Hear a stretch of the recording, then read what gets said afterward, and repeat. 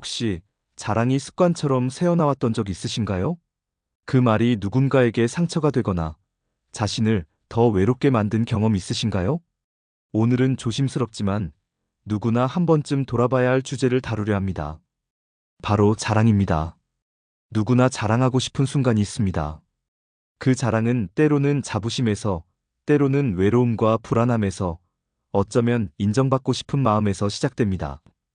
하지만 그 자랑이 생각보다 조용하고 깊은 거리를 만들어낼 수 있습니다.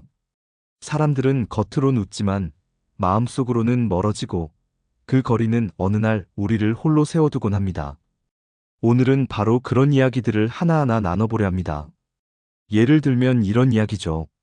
서울대 의사, 판사, 자녀를 자랑하던 이옥분 할머니는 복지관에서 어느 순간 대화의 중심에서 멀어지게 되었습니다. 자신도 모르게 사람들이 피하고 있다는 걸 느끼게 된 거죠. 또 어떤 분은 건강이 자랑거리였습니다. 나는 약도 안 먹어요.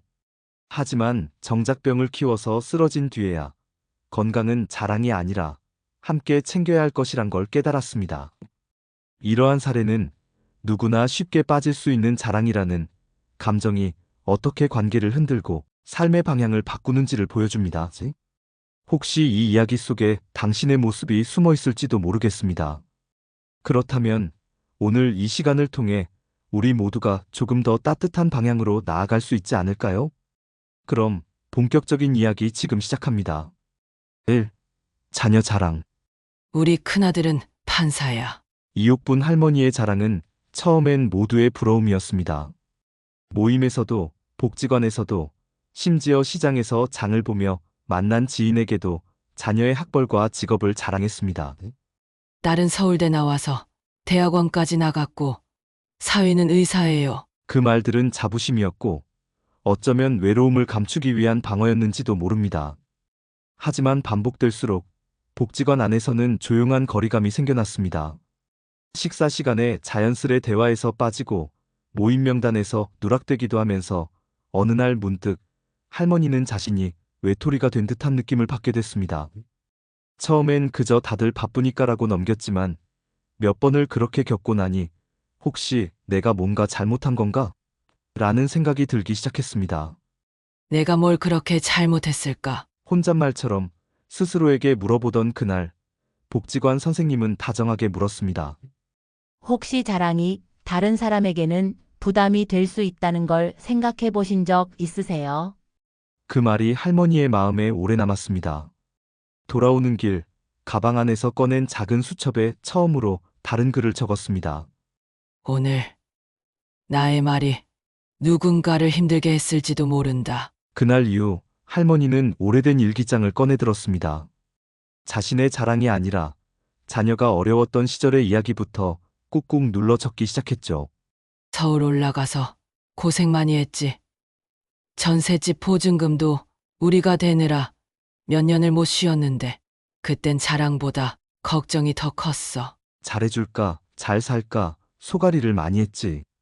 자녀가 처음 사회생활을 시작하던 때의 눈물, 입사에 떨어지고 힘들어하던 얼굴, 결혼을 앞두고 고민하던 순간까지 할머니는 글을 쓰며 하나하나 마음을 정리했습니다. 때로는 눈물이 글씨를 번지게 만들기도 했습니다. 그때마다 할머니는 자신이 그동안 얼마나 외로웠고 얼마나 누군가에게 인정받고 싶었는지를 느꼈습니다. 며칠 후 할머니는 손으로 꾹꾹 눌러 쓴 편지를 큰아들에게 보냈습니다. 엄마는 내가 늘 고맙단다. 건강하게 살아줘서 말이야. 자랑하지 않아도 넌 내 자랑이야. 편지를 받은 아들은 전화를 걸어와 말했습니다. 엄마, 요즘 왜 이렇게 감성 넘쳐요? 그 말에 할머니는 웃으며 말했습니다. 너 자랑하고 싶었는데 이젠 그냥 고맙다고 말하고 싶어서. 며느리도 조심스레 전화를 걸어왔습니다. 어머니, 요즘은 저희 이야기를 잘 들어주셔서 감사해요. 부담이 없어요. 그 말이 이옥분 할머니에겐 가장 큰 칭찬이었습니다. 복지관에서도 이옥분 할머니는 점점 달라졌습니다. 다른 어르신의 이야기를 먼저 듣고 누군가가 손주 이야기를 하면 가만히 미소 지으며 들어주었습니다. 공감해주고 옛날 자신의 경험을 조심스럽게 나누며 마음을 맞췄습니다. 아이고, 그 손주도 대견하네요. 우리 집도 그런 시절 있었죠. 새로운 김할머니가 이렇게 말했습니다. 이옥분 씨 덕에 요즘 복지관 나오는 게 좋아졌어요. 누군가 내 얘기를 들어주는 게 이렇게 따뜻할 줄 몰랐어요. 복지관 선생님은 그 모습을 보며 조용히 속으로 말했습니다. 이젠 정말 이옥분 할머니가 복지관의 중심이 되었구나. 자랑은 멈췄지만 그 빈자리에 따뜻한 인연이 찾아왔습니다. 이제는 누군가에게 어깨를 빌려주는 사람, 자녀보다 더 자랑스러운 현재의 자신이 되어가고 있었습니다. 서울대학교 사회심리학과 김주연 교수는 이렇게 설명합니다. 자랑은 자기 긍정을 위한 자연스러운 행위입니다. 하지만 반복적이고 일방적인 자랑은 타인의 자존감에 위협을 줄 수 있으며 결과적으로 사회적 거리를 증가시킵니다. 특히 고령층에서는 사회적 교환 이론의 관점에서 상호 공감과 경청이 더 큰 유대감을 형성하는 핵심 요소로 작용합니다. 즉, 자랑보다는 공감과 나눔이 노년기의 사회적 관계에서 훨씬 더 효과적이라는 것입니다. 2. 건강자랑. 나는 약한 알도 안 먹고 살아. 팔순의 최선복 어르신은 동네에서 돌쇠로 불렸습니다. 새벽마다 산을 오르고 내려오면 밭일을 하며 하루를 보내던 그는 건강을 스스로의 가장 큰 자랑거리로 여겼습니다. 감기도 모른다니까요. 병원엔 10년 넘게 안 갔어요. 내 몸은 내가 책임지지. 약은 남들이 약해서 먹는 거지. 이웃들은 처음엔 감탄했지만 시간이 지나며 그의 건강 자랑은 오히려 거리감을 불러왔습니다. 우리야 뭐 아픈 데가 한두 군데가 아니지. 저분은 맨날 건강하다고 하니까 괜히 내가 부족한 사람처럼 느껴져. 그는 마치 건강을 무기로 삼아 스스로를 특별한 사람으로 포장하고 있었는지도 모릅니다. 자신도 모르게 말이죠. 복지관 운동 프로그램에서 함께 운동하던 김웅련 할머니는 하루는 이렇게 말했습니다. 최 어르신과 같이 걷다 보면 저도 기운나요. 그런데 건강 자랑은 조금 부담스러울 때가 있어요. 그 말에 처음엔 서운함을 느꼈지만 시간이 지나며 그는 자신이 놓치고 있던 걸 깨닫기 시작했습니다. 그러던 어느 날 등산 중 갑작스럽게 가슴을 부여잡고 쓰러졌으며 심근경색 진단을 받고 병원에 입원하게 되었습니다. 정기 검진만 받으셨어도 큰일 안 났을 텐데요. 의사의 말에 최 어르신은 처음으로 건강에 대한 자만이 얼마나 위험했는지를 깨달았습니다. 입원 중 그는 깊은 후회에 빠졌습니다. 나는 왜 그렇게까지 자랑했을까? 병실에서 그는 자신이 복지관에서 운동 자랑을 하며 누군가의 기운을 꺾었던 순간들을 하나씩 떠올렸습니다. 그리고 병문안을 온 복지관 담당 선생님에게 조용히 말했습니다. 이제는 운동보다도 사람들과 잘 지내는 게 더 중요한 것 같아요. 퇴원 후 그는 가장 먼저 복지관 걷기 모임에 나갔습니다. 예전과는 다른 얼굴로 말이죠. 제가 한동안 너무 교만했던 것 같아요. 건강도 나눌 수 있는 거라는 걸 이번에 알게 됐어요. 그의 말에 사람들은 처음엔 조심스럽게 웃었지만 시간이 지나자 걷기 모임은 그를 중심으로 다시 활기를 찾았습니다. 그는 이제 자랑하는 사람이 아닌 같이 걸어주는 사람으로 불렸고 걸음이 느린 어르신을 기다려주고 무릎이 아프다는 말에는 자신의 찜질팩을 건넸습니다. 김웅련 할머니는 미소를 지으며 말했습니다. 이젠 진짜 든든한 동행이에요. 예전엔 솔직히 좀 기가 죽었거든요. 최 어르신은 복지관 게시판에 직접 쓴 글을 붙였습니다. 건강은 자랑이 아닙니다. 그건 함께 걷는 사람의 속도에 맞추는 배려이며 아픈 이웃을 위한 작은 동행입니다. 그의 글은 많은 사람들의 마음을 울렸고 복지관에서는 걷기의 날 행사를 그의 이름으로 시작하기도 했습니다. 건강이란 나만의 무기가 아닌 우리의 지켜야 할 가치라는 걸 그는 누구보다 깊이 체험하게 된 것이었습니다. 연세대학교 노인의학연구소 이성우 박사는 이렇게 설명합니다.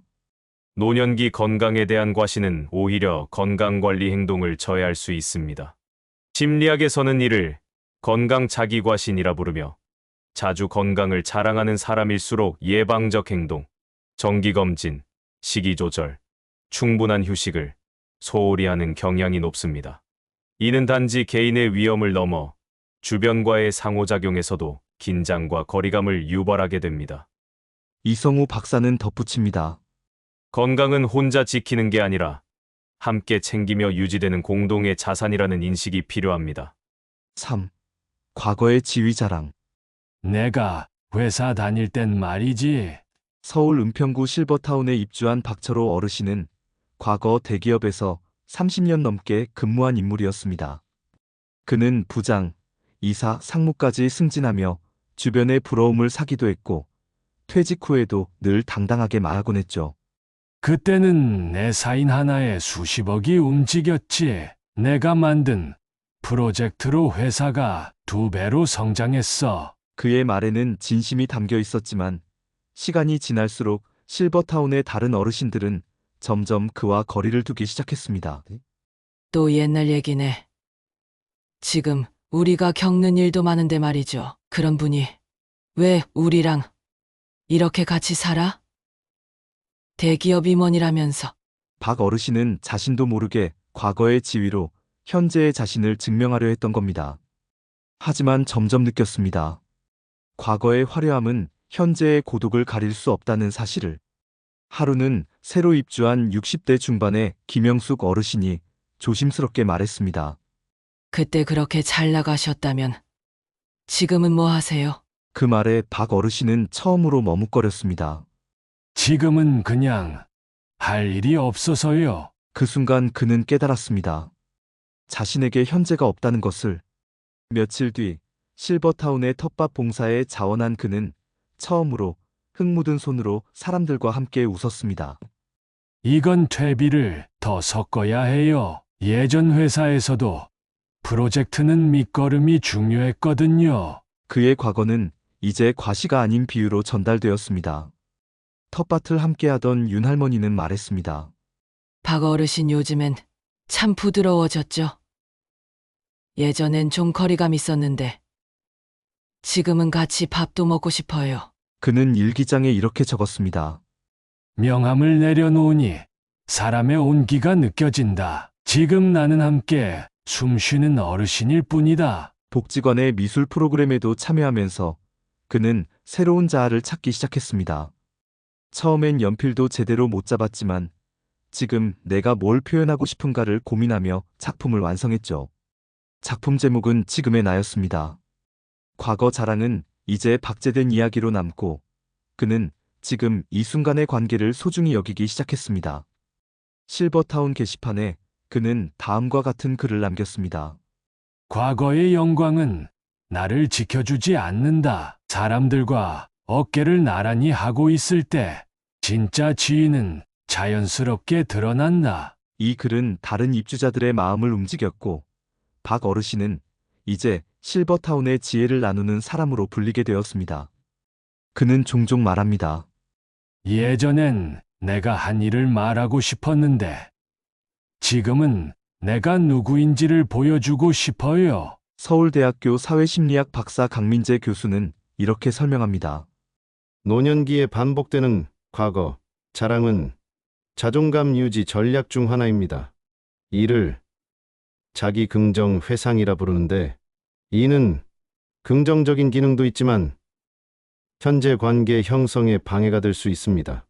과거 성취가 현재의 소속감과 역할을 대체하는 순간 사회적 고립감이 심화되며 우울증 발병 위험도 증가합니다. 그는 이어서 강조합니다. 노년의 자존감은 과거의 직함이 아니라 현재의 연결 속에서 회복됩니다. 과거의 영광을 나눌 수 있는 사람보다 지금 함께 웃고 이야기할 수 있는 사람이 노후의 진정한 자산입니다. 4. 재산 자랑. 우리 아들 건물만 3채야. 문영자 할머니는 동네에서 자주 듣는 목소리의 주인공이었습니다. 시장, 경로당, 미용실, 어디서든 그녀의 자랑은 멈추지 않았죠. 우리 며느리 외제차 2대 굴려요. 딸은 미국에서 로펌 다녀. 한 달에 용돈도 어마어마하게 줘. 이야기들은 처음엔 감탄을 자아냈지만 시간이 지날수록 사람들은 피곤하다는 눈빛을 보이기 시작했습니다.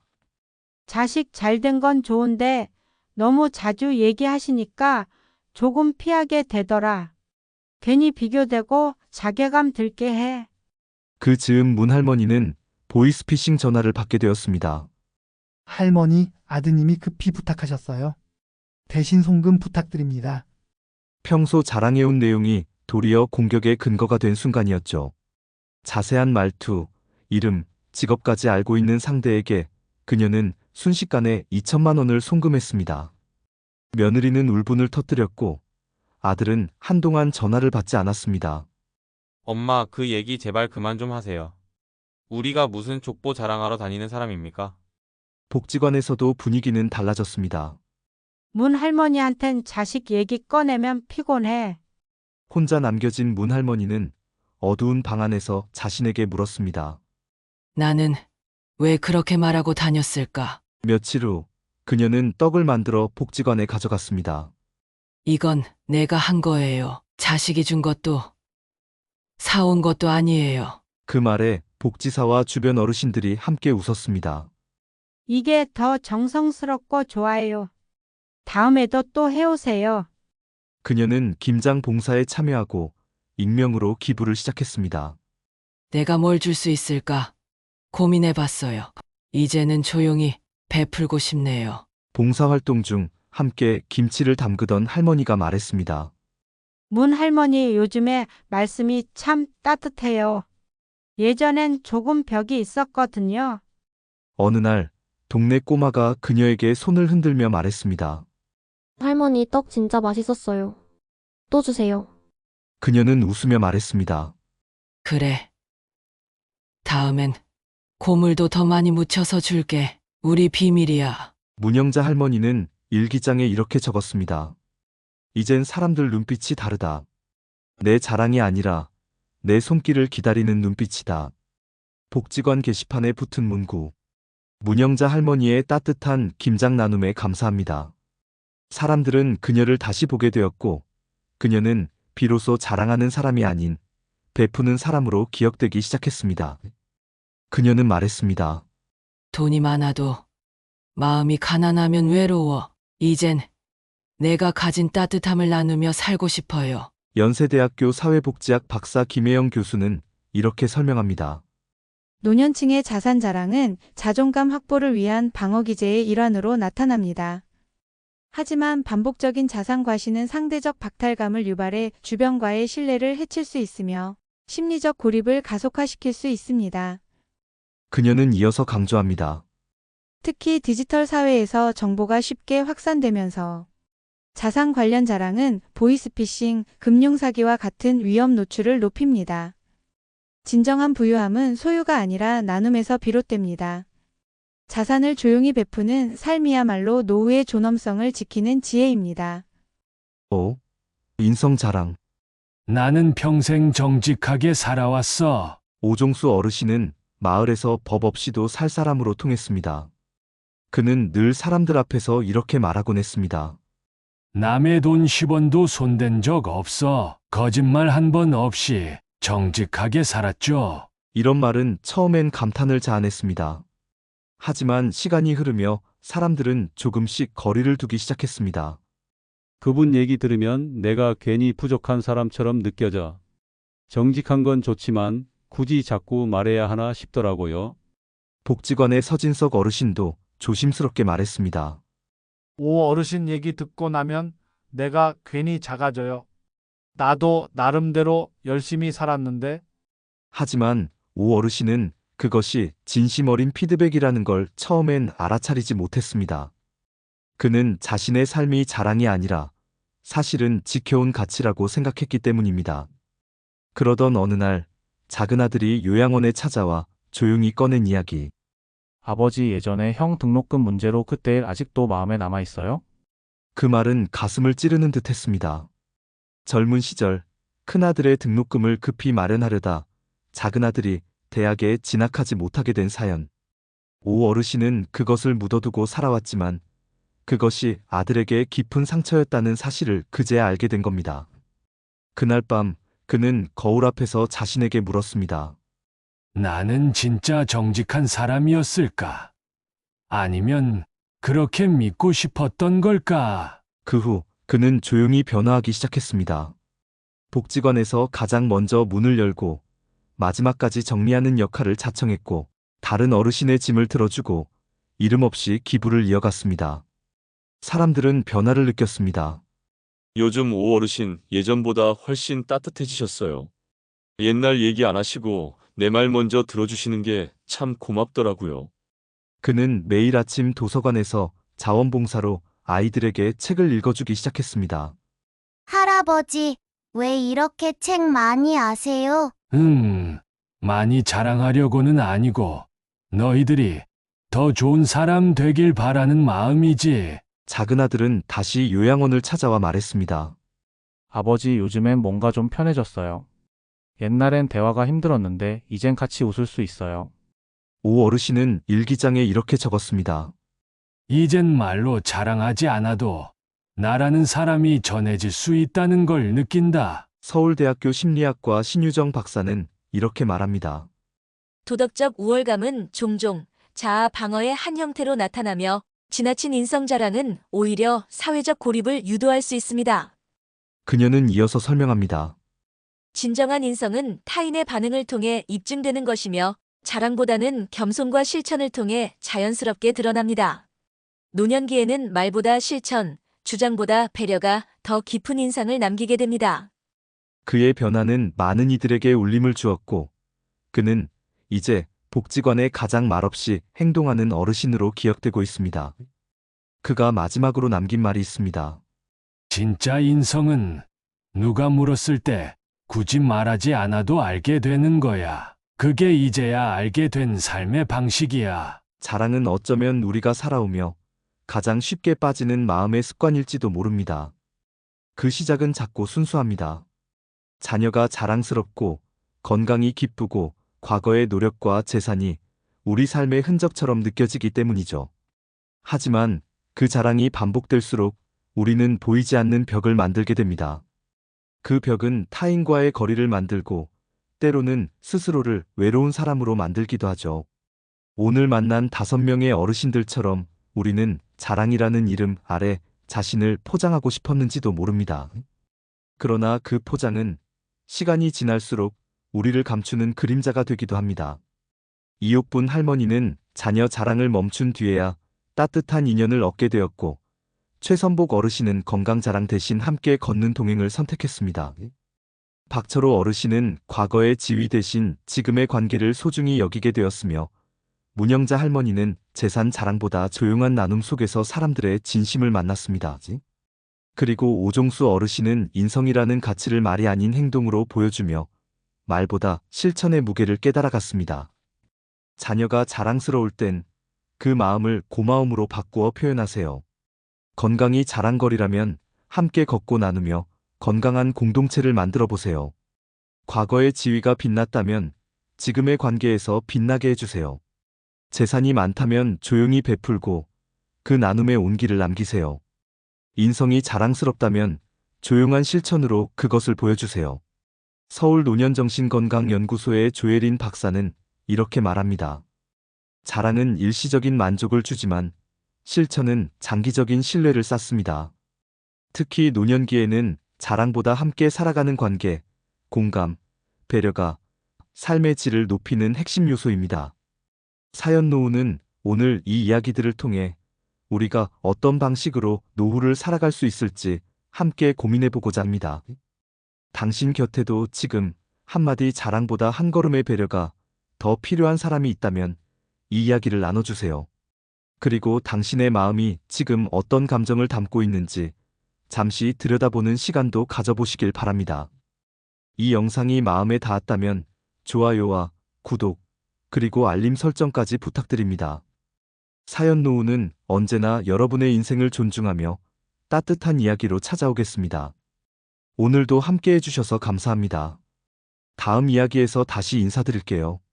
당신의 노후에 따뜻한 사연이 피어나길 바랍니다.